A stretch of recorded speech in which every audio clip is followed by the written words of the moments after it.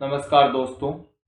आज हम नए टॉपिक के ऊपर डिस्कशन करेंगे, जो कि मैंने आपको कहा था कि धातु, अधातु, उपधातु के लिए हम एक नया वीडियो लेके आएंगे, जिसके अंदर हम उसको डिटेल के साथ हर एक चीज को कवर करते हुए चलेंगे। इसमें धातु धातु होती क्या है, जो कुछ नियमन गुणों का पालन करती है। जैसे पहले ताप और विद्युत की क्या होती है, धातु सूचल है। धातु को अगर गर्म वस्तु के पास रखेंगे तो धातु गर्म वस्तु के पास रखने की वजह से वो गर्म हो जाएगी।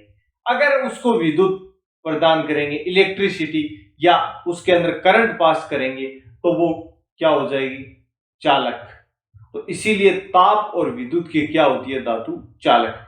जैसे अपने लोहे के अंदर, लोहे को अगर धूप में रख दिया जाए, थोड़ी देर बाद लोहा अपने आप गर्म होने लग जाता है, बहुत ज्यादा। दूसरा विद्युत, जैसे ही लोहे की वस्तु के अंदर हम अगर करंट पास करें तो उसके अंदर तुरंत ही करंट पास हो जाता है, उसके अंदर वो विद्युत का क्या होता है, सूचक। बात करें धातु तन्य होती है। अगर धातु को खींचा जाए तो हम खींच करके एक तार के रूप में उसको बना सकते हैं। जैसे आपने लोहे के तार तो देखे होंगे। अब चांदी है, चांदी को अगर हम खींचते जाएंगे तो एक पतले तार के रूप में बनती जाएगी। तो धातु के अंदर हमेशा तन्यता का गुण पाया जाता है, हमेशा तन्य होती है।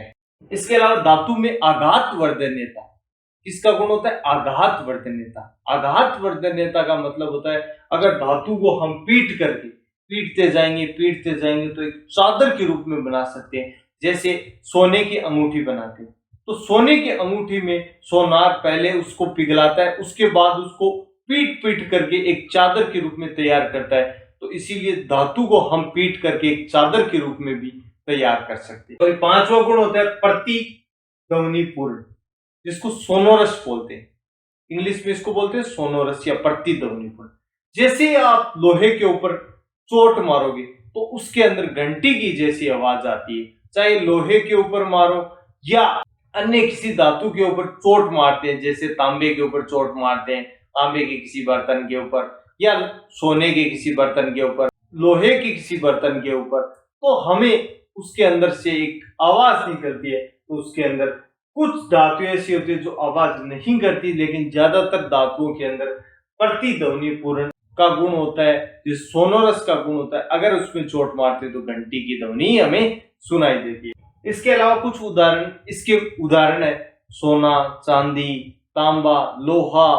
इसके अलावा पारा जो होता है वो सामान्य तापमान पे द्रव अवस्था के अंदर उपस्थित होता है। सामान्य तापमान में किस में उपस्थित होता है, द्रव में। जैसे अपने किसी डॉक्टर के पास दिखाने जाते हैं, डॉक्टर से जब बातचीत करते हैं तो थोड़ी देर बाद वो स्टेथोस्कोप के द्वारा हमारी शरीर की जांच करता है। उसके बाद स्पेग्नोमेनोमीटर के द्वारा हमारी बीपी को जब चेक करता है, तो उस बीपी वाले इंस्ट्रूमेंट के अंदर स्पेग्नोमेनोमीटर, जिसको क्या बोलते हैं, स्पिग्नोमेनोमीटर, उसके अंदर जो एक तरल द्रव्य भरा होता है वो क्या होता है, पारा। इसीलिए ये सामान्य तापमान पर और उच्च तापमान पर भी हमेशा किस अवस्था में रहता है, द्रव अवस्था के अंदर।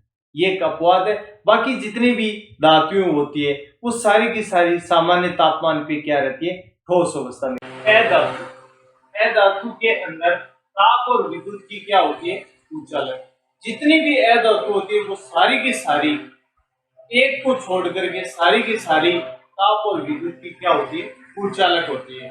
अधातु चमकीली नहीं होती है, न ही इसको तन्य होती है, न ही इसमें आघात वर्धन्यता का गुण होता है।